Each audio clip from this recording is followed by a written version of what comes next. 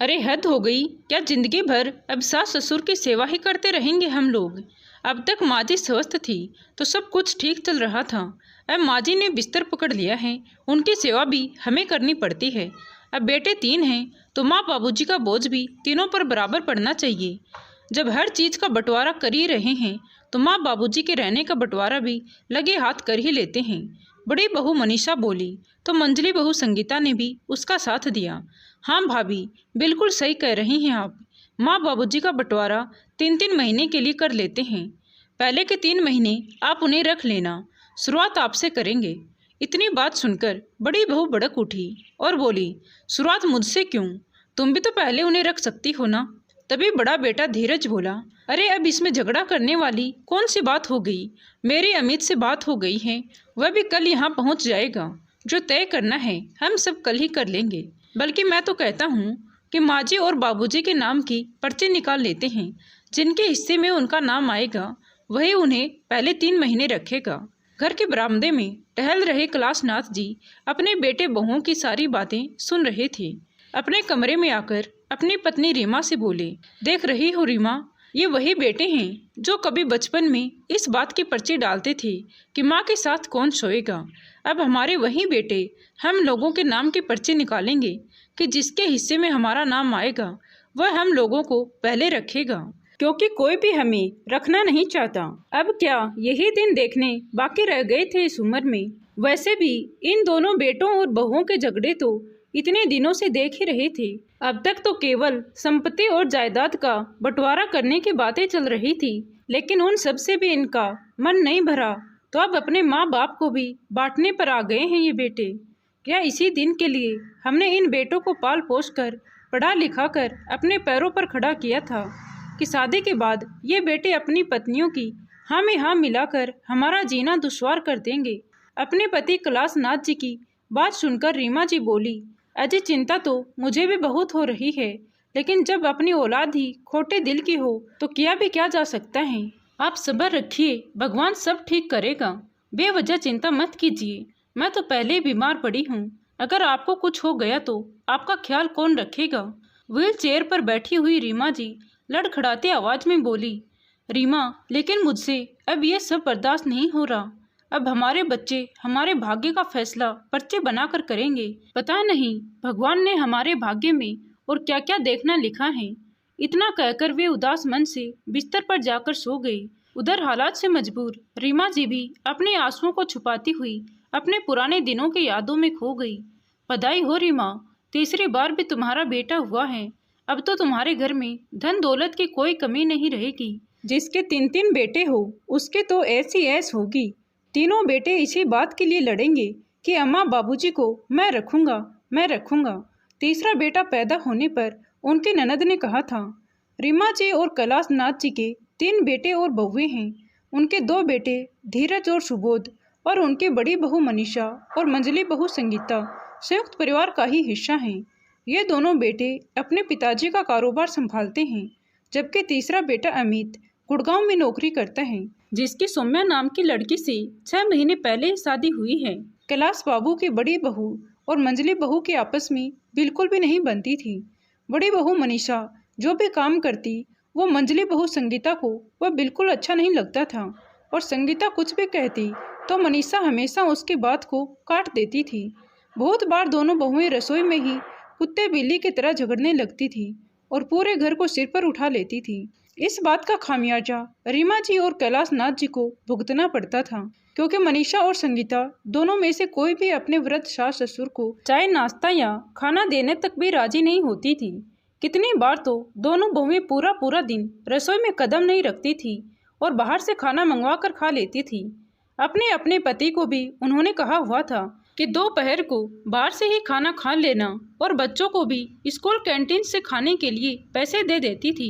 देवरानी जेठानी को एक दूसरे का मुंह ना देखना पड़े, इस कारण परिवार के सभी सदस्यों को घर का बना खाना भी नहीं मिल पाता था। बाकी सब लोग तो बाहर का खाना आराम से खा लेते थे, लेकिन रीमा जी और कैलाशनाथ जी को घर का खाना ही पचता था। लेकिन किसी को भी इस बात की रत्ती भर भी फिक्र नहीं थी।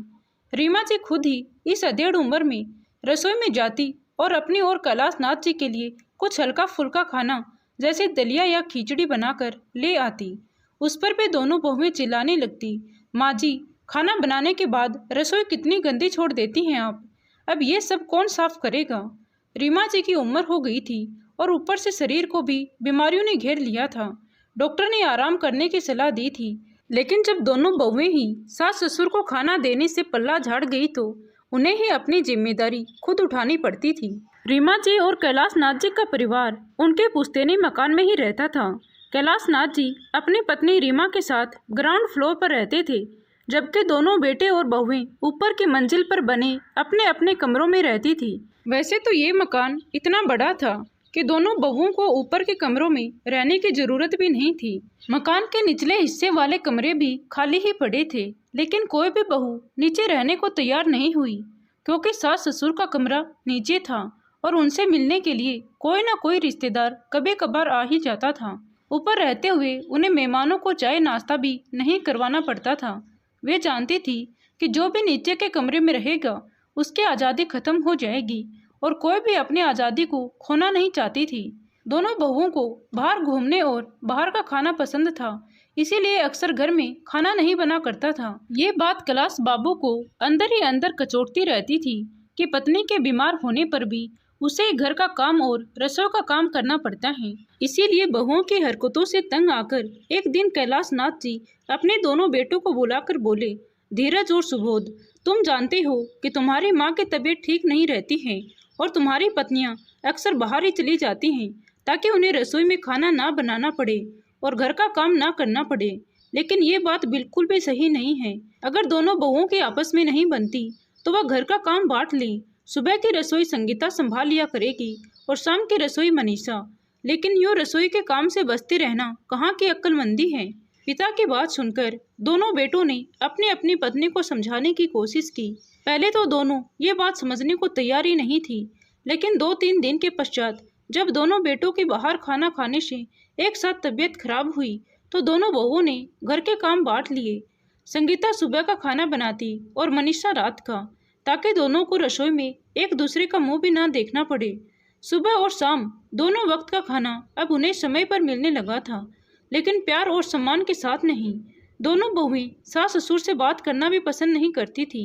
एक दिन रीमा जी ने अपनी छोटी बहू संगीता को केवल इतना ही कहा था कि बहू, आज खाने में नमक बहुत ज़्यादा था, मुझे बीपी की शिकायत है तो नमक थोड़ा कम ही डाला करो। रीमा जी के इतना कहते ही संगीता ने बवाल मचा दिया और बोली, माँ जी, आप एक काम क्यों नहीं करती? आप दोनों समय का खाना अपने लाडली बहू के पास क्यों नहीं बनवा लेती? वह तो मुझसे भी अच्छा खाना बनाती होगी ना, इसीलिए तो मेरे खाने में नुक्स निकाल रही हैं। एक तो इस बुढ़ापे में इनकी सेवा खिदमत करो, ऊपर से इनकी 4 बातें भी सुनो। जरा रसोई में आकर देखे तो सही कितनी गर्मी है। एक तो इतनी गर्मी में खाना बना रही हूँ, ऊपर से नखरे दिखा रही हैं। अगर यूं ही मेरे बने खाने पर नाक भौं चढ़ाना है तो मुझसे नहीं होगा ये खाना बनाने का काम। बनवा लीजिए अपनी लाडली बहू से। उधर जब बड़ी बहू मनीषा को ये बात पता चली कि संगीता ने माँ जी से ऐसी बातें कही हैं और कहीं सास ससुर के दोनों वक्त का खाना उसे ना खिलाना पड़ जाए, ये सोचकर वो बोली, माँ जी, जो मिले खा लिया कीजिए, क्यों बेवजह बेमतलब की टोका टोकी करती रहती हैं। आपको मालूम है कि हम लोग तो बाहर से भी खाना मंगवा कर खा लेंगे, लेकिन आप लोगों का खाना बाहर से नहीं चल सकता, क्योंकि आपको वैसे भी डॉक्टर ने काफ़ी चीज़ों से परहेज रखने को कहा है। अब रोज़ घर में खाना बन रहा है तो उसमें भी आपके नखरे हैं। उसी दिन कैलाश नाथ जी और रीमा जी समझ चुके थे कि अब उनके बेटे और बहुओं के लिए वह एक बोझ से ज़्यादा और कुछ भी नहीं है। रीमा जी, जो पहले से बीमार चल रही थी, आए दिन होने वाले दुर्व्यवहार को सहन नहीं कर पाई। एक दिन अचानक उनका ब्लड प्रेशर इतना बढ़ गया कि उनका शरीर लकवाग्रस्त हो गया। अब उनके शरीर का आधा हिस्सा बेकार हो गया था और वे व्हील चेयर पर आ गई थी। अभी तक तो जैसे तैसे वह अपना काम कर लिया करती थी, लेकिन लकवाग्रस्त होने के बाद अब वे दोनों बिल्कुल बहुओं के रहमो करम पर आश्रित हो चुके थे। रीमा जी बेबस अपने बिस्तर पर या व्हील चेयर पर पड़ी रहती थी और कैलाश बाबू अपनी पत्नी का ध्यान रखने के लिए अब घर पर ही रहने लगे, क्योंकि बहुओं से तो बड़ी मुश्किल से उन्हें 2 वक्त की रोटी दी जाती थी। रोटी देकर जाती तो दोबारा कमरे में झांकती भी नहीं थी। कैलाश नाथ जी के घर बैठने के कारण उनके दोनों बेटों धीरज और सुबोध में व्यवसाय को लेकर लड़ाई होनी शुरू हो गई। धीरज ने इल्जाम लगाया कि सुबोध दुकान से ज्यादा पैसे उठाता है, जिस वजह से हिसाब किताब में गड़बड़ हो रही थी। और सुबोध कहने लगा कि धीरज उस पर झूठा इल्जाम लगा रहा है। खैर, सारी बातों का निचोड़ यही निकला कि दोनों भाइयों को अब अलग हो जाना चाहिए और अपनी अपनी जिम्मेदारी उठानी चाहिए। धीरज का कहना था कि अब मेरे बच्चे भी बड़े हो रहे हैं तो उनका खर्चा ज़्यादा है। अगर सुबोध इसी तरह दुकान से पैसे निकालता रहा तो वह दिन दूर नहीं जब खाने के लाले पड़ जाएंगे। इसीलिए बंटवारे में ही फायदा है ताकि हम लोग अपने अपने पैसे बचा पाएं। दोनों ने ही मिलकर फैसला कर लिया कि जब दुकान वे दोनों संभाल रहे हैं तो दुकान के केवल 2 हिस्से किए जाएंगे, क्योंकि तीसरा भाई तो नौकरी करता है। दोनों ने ही मिलकर पुश्तैनी मकान और गांव से दूर जो उनका एक मकान था उसके बंटवारे का फैसला भी खुद ही कर लिया, जिसमें पुश्तैनी मकान एक के हिस्से में आ जाएगा और गांव से दूर जो मकान है वो दूसरे बेटे के हिस्से में आएगा, क्योंकि उनके तीसरे भाई अमित ने अपना मकान कुड़गांव में ही बना लिया है, इसीलिए उसे मकान की जरूरत नहीं है। हालांकि गांव की जमीन के बारे में उन्होंने विचार किया कि इसके 3 हिस्से किए जाने चाहिए, जो तीनों में बराबर बराबर बांट दिए जाएंगे। ऐसा बंटवारा सुनकर दोनों बहुएं बड़ी खुश हो गई। संगीता अपने पति सुबोध से बोली कि मैं तो कब से अलग होना चाहती थी, मगर आप ही नहीं मान रहे थे। देखा आज कैसे बड़े भैया ने आप पर इल्जाम लगा दिया, जबकि मैं भी जानती हूँ वह कोई दूध के धुले नहीं हैं। वह हर महीने दुकान से ज़्यादा पैसे उठाते थे, लेकिन आपने तो कभी उनसे हिसाब नहीं मांगा। हिसाब मांगना तो दूर, सीधा आप पर ही इल्ज़ाम लगा दिया। दूसरी ओर धीरज की पत्नी मनीषा ये सोचकर खुश थी कि रोज रोज अपनी देवरानी का मुंह नहीं देखना पड़ेगा, और बोली, मैं तो पहले ही आपसे कहती थी कि ये दोनों पति पत्नी एक नंबर के चोर हैं। अच्छा हुआ इनसे छुटकारा मिलेगा। दोनों बेटे बहुएं इतने खुश थे कि अलग होने की खुशी में वह माता पिता को तो जैसे भूल ही गए थे।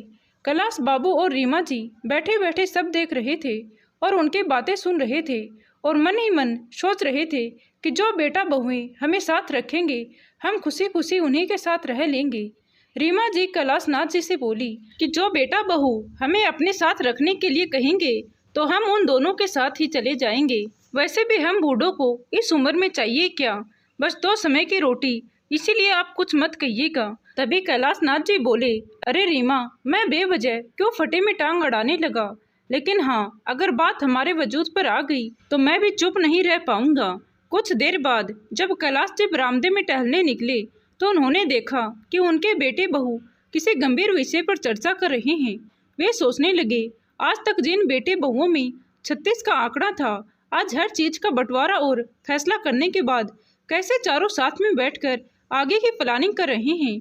तभी उनके कानों में बड़ी बहू मनीषा के स्वर गूंजे, कल देवर जी के आने के बाद माँ जी और पिताजी के नाम के भी पर्चे निकाल लेंगे। जिनके हिस्से में उनकी पर्ची आएगी वे दोनों उसी के साथ पहले 3 महीने रहेंगे।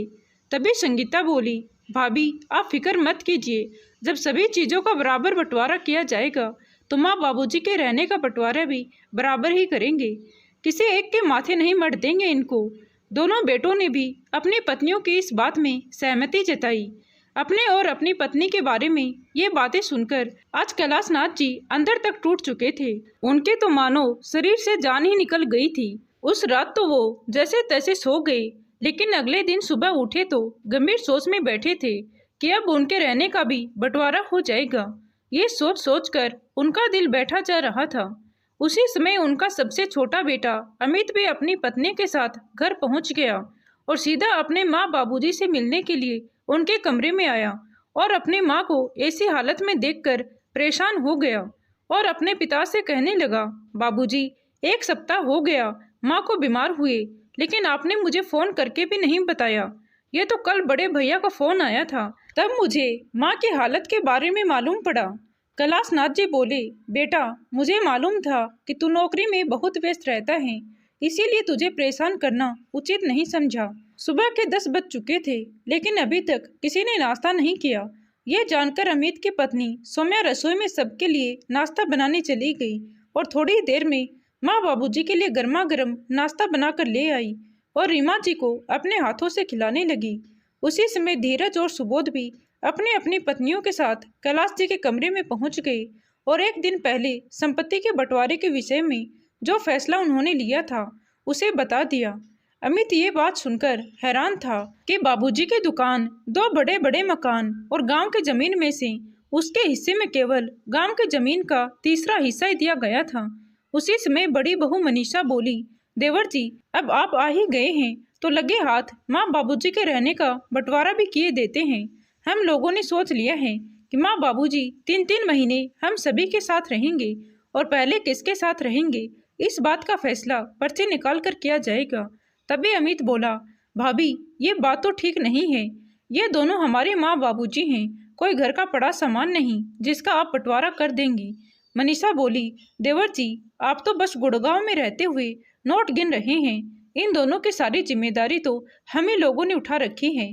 फिर अमित ने कहा, क्यों भाभी, माँ बाबूजी का जितना खर्चा होता है उतना पैसा तो मैं हर महीने बड़े भैया के पास भेजता हूँ, तो फिर आप ऐसी बात क्यों कर रही हैं। अभी ये सब बातें चल ही रही थी कि अमित का एक फ़ोन कॉल आ गया, जिसको अटेंड करने के लिए वह बाहर बरामदे में निकल गया। फ़ोन पर बात करके पीछे मुड़ा तो देखा कि उसकी पत्नी सौम्या खड़ी थी और आकर अपने पति से बोली, जी मैं आपसे एक बात कहना चाहती हूँ। अमित ने कहा, बोलो क्या बात है। तो सौम्या बोली, क्या हम माँ बाबूजी को हमेशा के लिए अपने साथ नहीं रख सकते? आखिर बेटा बहू होते हुए हमारा भी तो कुछ फर्ज बनता है उनके लिए। सौम्या की बात सुनकर अमित के चेहरे पर मुस्कान आ गई और बोला, मैं भी यही सोच रहा था कि एक बार तुमसे इस बारे में पूछूं। तो सौम्या बोली, अजय इसमें पूछने की क्या बात है, माँ बाबूजी ने आपको अपने पैरों पर खड़ा करके अपना फर्ज निभा दिया है, तो अब क्या आप अपना फर्ज निभाने के लिए अपनी पत्नी से पूछेंगे। कुछ समय बाद अमित अपने बाबूजी के पास गया और उन्हें अपने और अपनी पत्नी के मन की बात बताई। अपने बेटे बहू के ऐसे विचार सुनकर कैलाश बाबू का हृदय गदगद हो गया और बोले, तुम जैसे बेटा बहू पाकर तो मैं धन्य हो गया। अमित ने कहा, ठीक है बाबूजी, हम आप दोनों का सामान पैक कर देते हैं और अब आप हमारे साथ गुड़गांव चलेंगे। वहां चलकर माँ का किसी अच्छे अस्पताल में इलाज करवाएंगे। मुझे उम्मीद है कि माँ कुछ ही दिनों में स्वस्थ हो जाएगी। अपने बेटे की ये बात सुनकर कैलाश जी गंभीर हो गए और बोले, लेकिन बेटा, अभी एक बहुत जरूरी काम करना बाकी है, पहले वो काम कर लूं, फिर हम दोनों तुम्हारे साथ चलेंगे। कौन सा जरूरी काम पिताजी? बेटा, जब वह काम हो जाएगा मैं तभी बताऊंगा, अभी तुम लोग जाकर आराम करो। अगले दिन सुबह कैलाश नाथ जी बिना बताए कहीं चले गए और शाम के वक्त लौट कर आए तो उनके हाथों में कुछ डॉक्यूमेंट्स थे और चेहरे पर आत्मविश्वास। कैलाश नाथ जी ने तीनों बेटों और बहुओं को अपने कमरे में बुलाया और बोले कि बंटवारे के विषय में मैंने एक फैसला किया है। फैसला? अब कौन सा फैसला करना बाकी था? उस दिन हम लोगों ने सब कुछ तो तय कर लिया था, बड़ा बेटा बोला। तो कैलाश नाथ जी बोले, वह फैसला तुम्हारी तरफ से था, लेकिन मैंने उस फैसले को स्वीकृति नहीं दी थी। आज मैंने कुछ फैसला किया है, मैं इस घर के 3 हिस्से करने जा रहा हूँ। ऐसा कहते हुए उन्होंने कागजात अपने दोनों बड़े बेटों की तरफ बढ़ाए। ये बात सुनकर उन दोनों के तो जैसे होश ही उड़ गए। चौंकते हुए धीरज बोला, बाबूजी, आप हमारे साथ ऐसा कैसे कर सकते हैं? इस घर के 3 हिस्से करने का क्या मतलब है?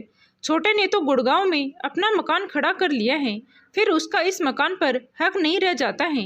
बेटा, अभी मेरी बात खत्म नहीं हुई है, पहले पूरी बात तो सुन लो। मैं केवल इस घर को ही नहीं बल्कि अपनी दुकान को भी 3 हिस्सों में बांट दिया है।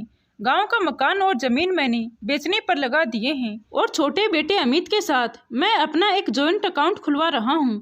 गांव की प्रॉपर्टी बेचकर जितना भी पैसा आएगा वो उसी अकाउंट में जाएगा, जिससे मेरी पत्नी का अच्छे से अच्छे अस्पताल में इलाज हो पाएगा। बाकी का बचा हुआ पैसा छोटे का ही होगा। ये बात सुनकर बड़ी बहू और मंझली बहू गुस्से में आकर जोर जोर से चिल्लाते हुए बोली, ये तो अन्याय है बाबूजी, हमने जो इतने दिन आपकी सेवा की उसका आपने हमें यही सिला दिया। कौन सी सेवा बहू, हमें 2 वक्त की रोटी कौन देगा? इस बात का फैसला करने के लिए भी तुम लोग पर्चियों का सहारा ले रहे थे। अपनी माँ का अस्पताल में अच्छा इलाज करवाने के बजाय तुम लोगों को बंटवारे की पड़ी थी। तुम्हारी इस सेवा का ही परिणाम है कि आज मेरी पत्नी व्हील चेयर पर पड़ी है, जरा देखो उसकी हालत। ऐसा कहते हुए कैलाश नाथ जी फफक कर रो पड़े। अपने पति को इस तरह रोता देखकर रीमा जी की आंखों से भी आंसू बह निकले। दोनों बहुएं जो अभी तक बहुत खुश थी, कैलाश नाथ जी के फैसला सुनाने के बाद अचानक उनकी खुशी गम में तब्दील हो गई। तभी छोटे बेटे अमित ने कहा, बाबूजी, हमें जायदाद में से एक पैसा भी नहीं चाहिए। हमें बस आप लोगों का आशीर्वाद चाहिए और उम्र भर के लिए आपका साथ चाहिए। फिर कैलाशनाथ जी बोले, लेकिन बेटा, मैं देना चाहता हूँ और तुम मना नहीं करोगे। अगले दिन सुबह कैलाशनाथ जी और रीमा जी अपने छोटे बेटे और बहू के साथ गुड़गांव के लिए निकल गए। वहाँ अमित अपनी माँ रीमा को एक अच्छे से डॉक्टर के पास ले गया। डॉक्टर ने कुछ दवाइयों के साथ स्पेशल डाइट और खास तरह की एक्सरसाइज बताई। सौम्या ने सब कुछ अच्छे से समझ लिया और अपनी सासू माँ की सेवा करने में दिन रात एक कर दिया। कुछ ही दिनों में रीमा जी बिल्कुल ठीक हो गई। आज कलयुग के इस श्रवण कुमार और उसकी संस्कारी पत्नी ने आज अपने माता पिता का बुढ़ापा सुधार दिया था। तो दोस्तों, आपको ये कहानी कैसी लगी कमेंट करके जरूर बताएं। कहानी अच्छी लगी हो तो प्लीज़ वीडियो को लाइक शेयर एंड सब्सक्राइब जरूर करें। Thank you.